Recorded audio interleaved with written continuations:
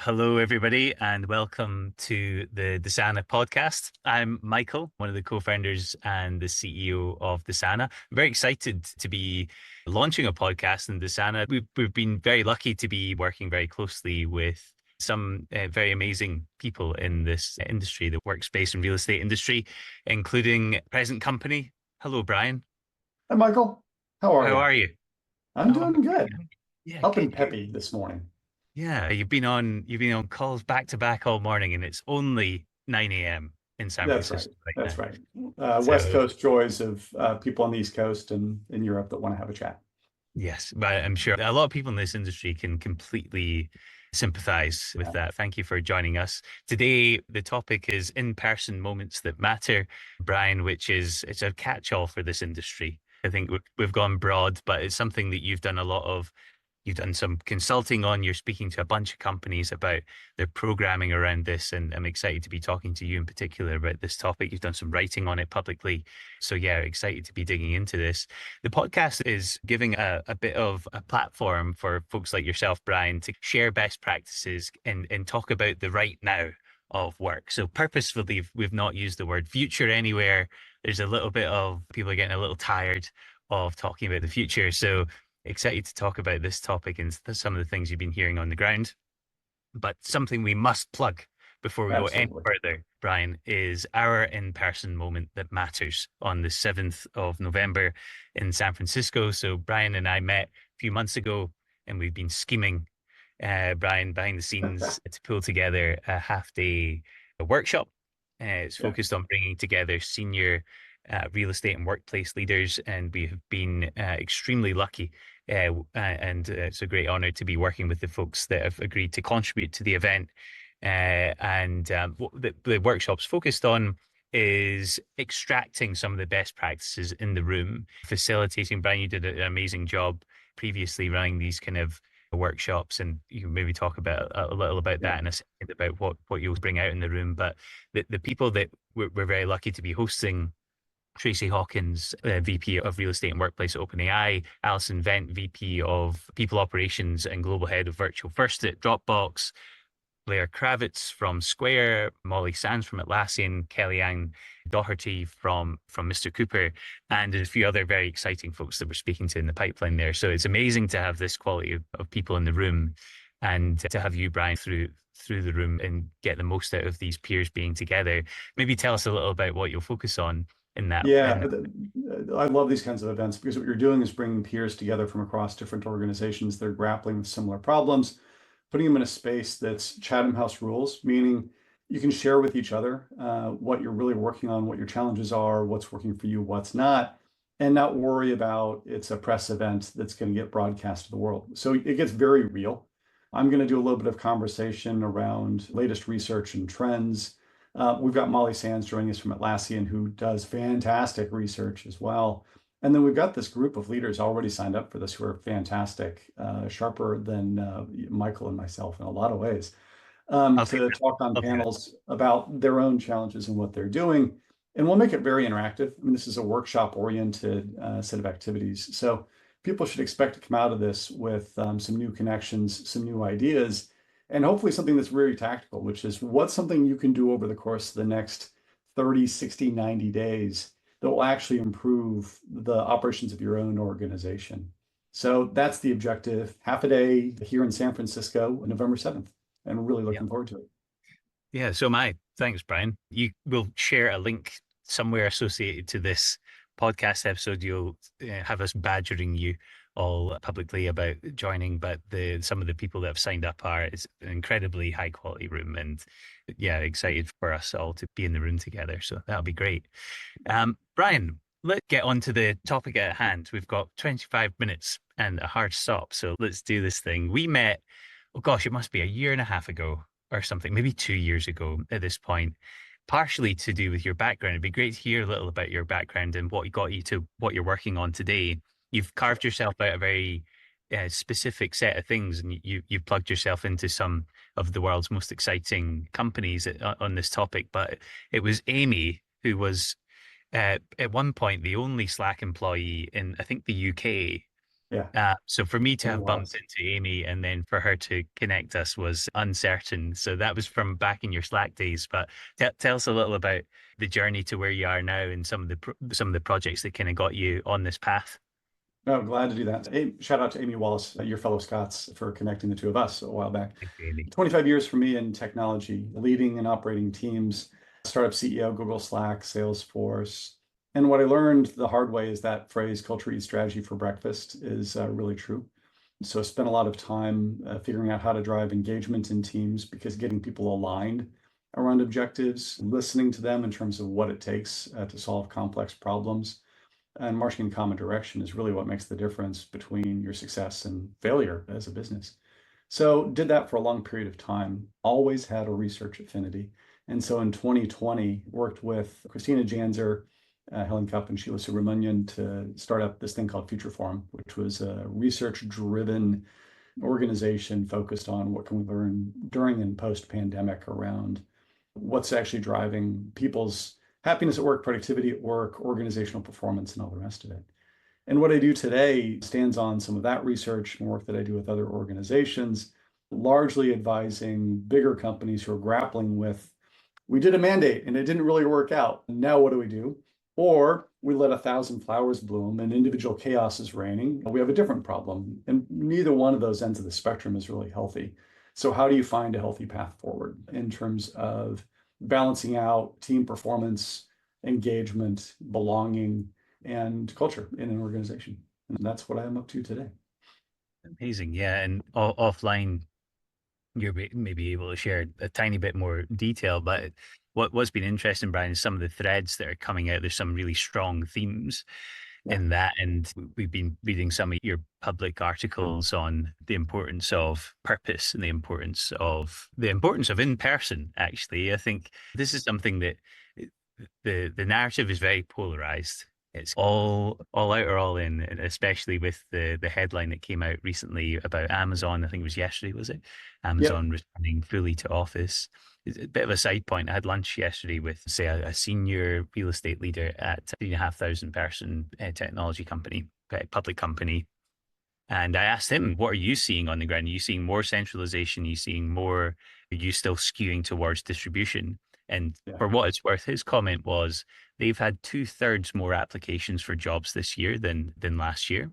Yeah. And That's right. they think that people that are gravitating to in-office jobs are applying for in-office jobs, Yeah. applying for the companies that have these mandates. That's right. And they're seeing a bit of that. They've seen some churn of people wanting to be in the office, but they've Yeah. had way more people apply for jobs because they are more distributed. And that's interesting. I wonder if you've got any commentary on that takeaway from my lunch yesterday before we dive into your research. Yeah, absolutely. I think in a lot of ways, like what Amazon announced, their 5-day return to office policy that they're now kicking into place in January, fits them. This is going to sound weird coming from me in a lot of ways. The problem with Amazon is the fact that they've changed their minds on this now 3 times, right? And in the changing of your mind, what it does is it impacts people's lives, literally, right? Like people are being asked to uproot and move and do things. And it's got consequences in terms of talent that we can get into. But for them, they happen to have decided that is their culture. That is how they operate. And that culture doesn't necessarily mean belonging or employee experience. It means you're there 5 days a week.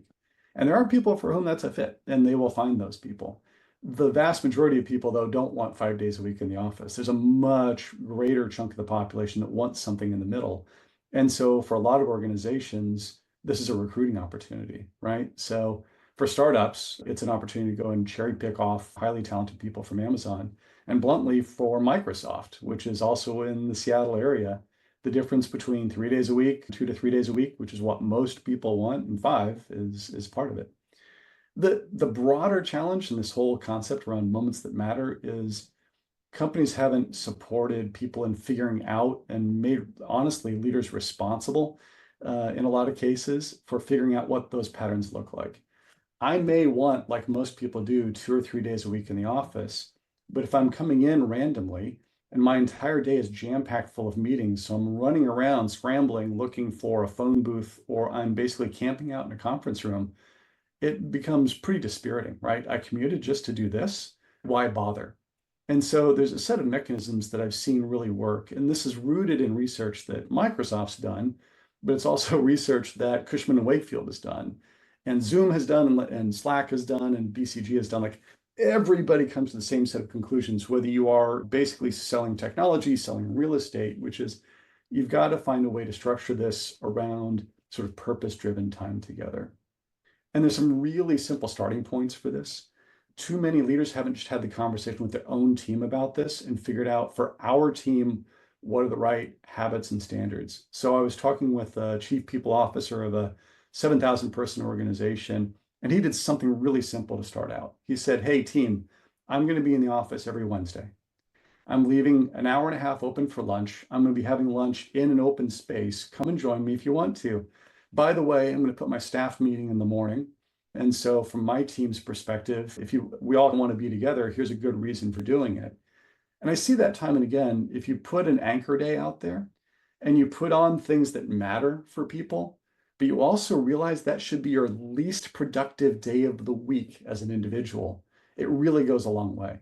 So sales teams do this pretty easily. Put the pipeline review at 10 a.m.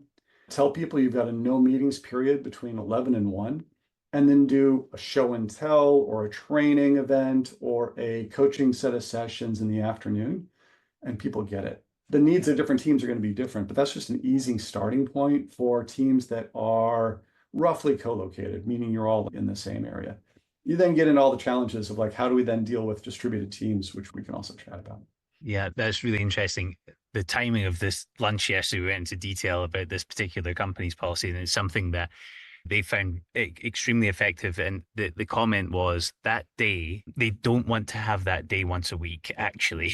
This company in particular, they want to do it when there is a reason. And I think that the reason, the purpose of that day loses its purpose if it is just because it's next week. If this is to do a pipeline review, sales teams maybe have that. They have that on a daily basis, frankly. So the sales teams is a much easier one to wrap your head around. Engineers working on large, complex problems, you're kind of slowing me down here. I love the energy of coming in on Anchor Day, talking about some of the challenges that we're going through, but somebody tapping me in the shoulder every 20 minutes in the office is also not ideal. And that's not to say the office can't be a good environment for that for some people as well. I think this is the nuance that's missing in a lot of the narrative, is that the 5 day a week for certain individuals, they'll opt into that if that suits their working style and their lifestyle. But as you said, Brian, that's not the largest group of people at this point. So the energy that gets gathered or that gets kicked off with that Anchor Day maintains for a period of time. So I think that is a really interesting kind of point. See, when you think about the companies that you've worked with and the research that you've been reading through, the first sort of step in that, Brian, I know you talked about starting very simple, as like the CEO coming in as the anchor and then building from that. Is that a strategy that you think can work for most companies, is starting very simple and adding complexity? Or is there somewhere else that companies can start with analyzing this on a function by function basis? Or is there something else that they should be considering at the beginning of this process? You can analyze it on a function by function basis, but you need to know what your framework is in the first place. So what I'm getting at there is a set of principles and guardrails that people put in place, because your hiring strategy and your talent strategy, how distributed your team is, as well as what they do, all come together. So that's why it is on a function basis, but it's not just analyzing that, it's actually having the conversation as leaders about it. Sales teams, the example I gave you, generally works because most people have at least regional pods of salespeople, right? So you can copy that same formula I just gave you and do it for folks that are in New York, in LA, in Austin, in Atlanta type of thing. You are going to have to do something with the salespeople who are more distributed, that are closer to customers. So you're going to have to find ways to accommodate their needs. And from a workplace perspective, that's becoming a bigger deal for folks, because why take down the commitment for a 5 or 10-year lease in Memphis, or even make a WeWork commitment on a fixed number of seats per day ad infinitum? I'm not sure that's what I need. What I need is a place for people to come together once a week, and then I need a place to bring customers in to have a conversation. So there's a set of issues that are particular to sales on that side. Let's use engineering and product on the other. I've worked with organizations that have said, hey, look, we actually have these people still regionally based, meaning we have a Bay Area team, we have a New York team. We actually think it's beneficial for them to be able to come together more frequently. But we've also got the setup done. What I mean by that literally is for a lot of engineers, their home setup is better than their office setup. If I'm coming into the office and you're not giving me two monitors and I don't have the ergonomic keyboard that I've got, there's a bodily rejection that comes out really quick. And I've heard this from CTOs time and again. The more frequent model that I'm seeing, especially in tech companies, is not thinking about the day of the week. It's what you're describing, which is what's the week of the month? What are the 3 days at the beginning of the month, for example, where we bring people together because they are spread out more geographically.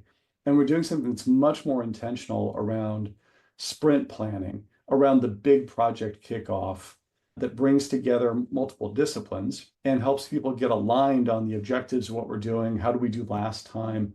And importantly, spends a big chunk of that time on relationship development and team development, meals together, social activities, ask me anything with the boss, et cetera. And so there's the sort of functional by functional side of this that really matters in terms of how somebody operates. But there's also a third layer that I think a lot of people are grappling with, which is a lot of work that we do these days is project-based. It's cross-functional and interdisciplinary in the first place. All the complex, hard stuff in an organization these days sits at those intersections. And there's real value in thinking about how you think about, especially think about a major initiative or a big project, that should have with it not just a conversation about what are the objectives of the project and what are the goals we're setting for ourselves. It should have a conversation about how are we going to work? What are our norms around this project? And one of the better ways to do that is to say, we're going to kick off in person. We're going to bring everybody together wherever you are. We're going to fly you in for it. We're going to spend 3 or 4 days doing team formation as well as project establishing the kind of goals, objectives, and rules of the road. That's really important because that's where I think people often miss the amount of social capital that we still build up in individual teams, but we often have challenges because there's a lack of social capital in the sort of new team formation process if it's done purely virtually. So I've seen a lot of success with organizations that sit there and say, hey, look, one of the ways to accelerate that development of trust and relationships is to bring everybody together for a few days and then to repeat that process at major milestones, for example. So if you've got a 6-month-long project, don't do it just at the beginning and the end. You're going to need some midpoint reviews to recharge it so that, Michael, when you and I are working on something together, and you and I have never worked on something together before, I can get to know you a little bit. And that way, maybe a few weeks in, when you're being really terse with me in response to an email or a Slack, my first thought isn't, God, that Michael guy's a real jerk. My think is, I met Michael. I know the guy. He's probably just having a rough day, right? I totally see that in our microcosm of Desana as well, where we run 2 physical offsites a year, and it relieves a lot of that tension because people realize that, you hear about the kids, the issues with the kids, the football team, the running club, the personal stuff that you can all bond on. And we talked about this briefly yesterday, Brian, is that it's difficult to facilitate that without it being robotic in calls. There's a friend of mine works in a company. She said at the start of every call, she works with a bunch of engineers. At the start of every call, there's a mandated 5 minutes to shoot the shit, talk a bit about your personal life, what's been going on. And because the team's all engineers, they just sit there in silence. They're like, nobody's got anything to say unless she says something. She said, I've started just not speaking. I'm like, that's not productive either. So that in real life, we're all kind of way better at that in real life. There's no substitute for that still. How Zuckerberg's getting on with the metaverse side of things of that. But today that there's no substitution, and it does relieve the tension and build that social capital so that there's a huge place for it. It's really, really interesting. We had this with Future Forum, right? We had a team that's distributed across North America, Canada, the US, West Coast to East Coast. And we were people that practiced all the stuff that we preach around building relationships digitally and maintaining them and all the rest of it.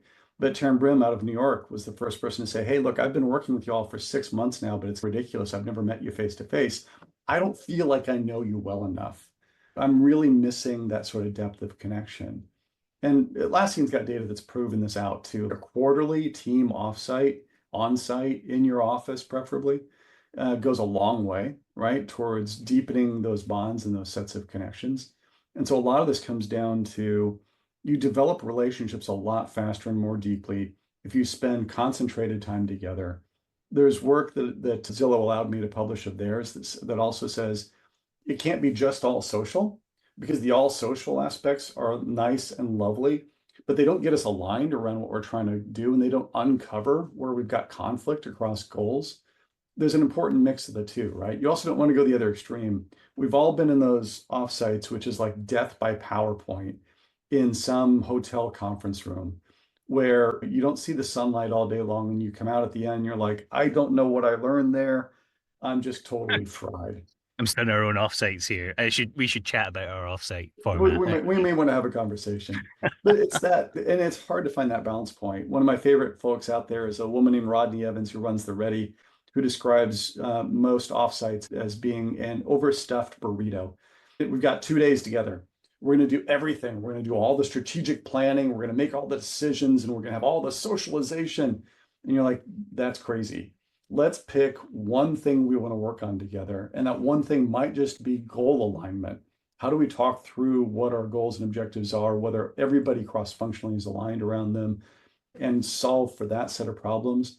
And let's have a set of activities that are actually meaningful in terms of things that actually range from just lovely meals together to ask the boss a question, to one-on-one walk and talks that allow people to build those relationships. But you got to narrow it down in terms of what your objective is, and you've got to do it episodically to refresh that. And your episodic may be quarterly, it may be monthly, or if you're a regional sales team, it might be once a week. Yeah, yeah, absolutely, absolutely. Something you touched on there briefly is the places that facilitate these moments that matter has become a far more complex ecosystem rather than just a building. And something that kind of gets touched on is traditional offices, the leased HQs of a lot of these companies. Many of them have been designed for 2018, 2019, where this was, it's always been a complex problem, honestly. I don't think that reflecting on it is the panacea of we had it all sorted out and now it's all complicated. It's always been pretty complex to get that right. I think it's just even more complex than it was before. And I know many companies are struggling with this configuration problem, which is you go into an office, all the meeting rooms are booked out. You've got John in a 30-person meeting room taking a Zoom call. Yeah. And right. You want to facilitate a cross-functional team of 50 people coming together, and there's no functional space for that in a common office. Certainly, for that to happen regularly is a very difficult thing to facilitate. Is that something that you've heard come up, Brian, in your conversations, and how are companies solving for that? Only once a day, maybe? Only once a day. Yeah, they complain and they have a 30 times a day problem. Yeah. I was talking with a workplace leader yesterday who said they started tracking using sensors, meeting room utilization. And it's not a surprising set of observations, but one of the ones that was more noteworthy is the boardroom itself is heavily occupied and heavily used. The vast majority of it, like more than 50% of it, is a single person using the boardroom to take calls. The boardroom, because they can't find another space. And the challenge here is people are stuck in this position. And a lot of workplace leaders are stuck in this position of, we've got this space, we've still got a remaining lease commitment on it. We know we should reconfigure it, but that's really expensive. And that reconfiguration takes a fairly sizable amount of capital to do it. And so people are starting to explore what are other options that I've got. And instead of plunking down hard capital, are the ways in which I can variabilize that. Because yes, in this space, in this city where I already have an office, I've got wickedly underutilized open office floor plan seats, but every meeting room seems to be abused in a lot of ways. Yeah, sure, I can put in practices that try to make that so that the one person doesn't book a room. But another part is going to be, how do I access space outside of that office, especially for this sort of growing demand of group events, right? That's the other thing that I've heard just time and again is facilities is becoming facilitators inside of organizations. It's that wrestling match around, there was an events team that sat over here, workplace sat here. The events team is still there, but the events team is dealing with the big customer events and the all hands and the big executive oriented work. Meanwhile, every functional leader and every cross-functional team is saying, hey, Next month, I've got a 2 or 3 day event that I'm trying to do in city X or Y. What have you got for me?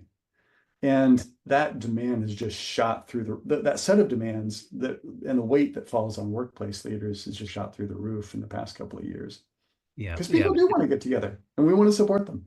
absolutely, absolutely. And they want to get together. Turns out if you give them no rationale for the mandate to do that, it's frustrating. And for some people, that's fine, and others they may leave to join a company that facilitates that. That's happening in the opposite direction. Something that we've seen be very important. And this is the mainstay of a lot of the conversations that we're part of, is the setting of expectations, change management and communication and storytelling around the right use of space. You booking the 30-person boardroom as a phone booth is against policy. You're not allowed to do that. It's not something that's been said to a lot of people. It's that you're senior enough to do that. And for other people, maybe you can take the call you think is so important in the open area, and that's not being communicated either in a lot of circumstances. And obviously, the area that we look at is how do you create policies around the use of third-party space, and how do you create controls around that? Because we can see that rack up massive unacceptable cost as well. That's right. It's massive and unacceptable, but it's way less than leasing more space and reconfiguring a lot of the space you have. So it's like Exactly. it's an interesting triangle of things to wrap around.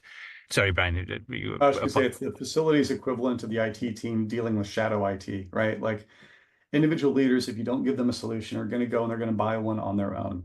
So you've got to find a way to give them a solution that is more compliant with the organization's needs. By the way, it'll probably be less expensive than a whole bunch of leaders going out and like booking the Marriott, which we've all for seen sure. happen. For Yeah. sure. We've come to time, Brian. I wonder if you can give us one or two quick takeaways on the topic of the importance of moments that matter in real life, and we can wrap up. I'm just going to make it particular to individual leaders, which is have the conversation with your team. There are, and we can drop some links to other content around this too. Have the conversation with your team about what are the core aspects of how you operate as a team that you want to do together in person, because the vast majority of people, that's exactly what they want. And then from that conversation, you can then start building up, okay, great. How do we actually make sure that we are coordinating that set of time together and making it happen? And the last thing that I'll just reemphasize in that is that time together should be your least productive time of the week, because a big part of the objective should be relationship building and relationship development, which is not something you're going to want to that you put a stopwatch against. Amazing. Brian, thank you for taking the time. That was super, super interesting. We Thank are you, going to be Michael. doing more of these podcasts with other amazing guests in the real estate and workplace industry. We've been very lucky with the people that are working with us on it. Stay tuned for more of these. Sign up to Forward, 7th of November in San Francisco. Brian will be doing an amazing job in the room in real life for a moment that matters there. And Brian, thanks for your time. Really appreciate it. Michael, Good to see you. thank you. Thanks, everybody. Thank you. Thanks, Bye-bye. everyone. Thank you. Bye-bye.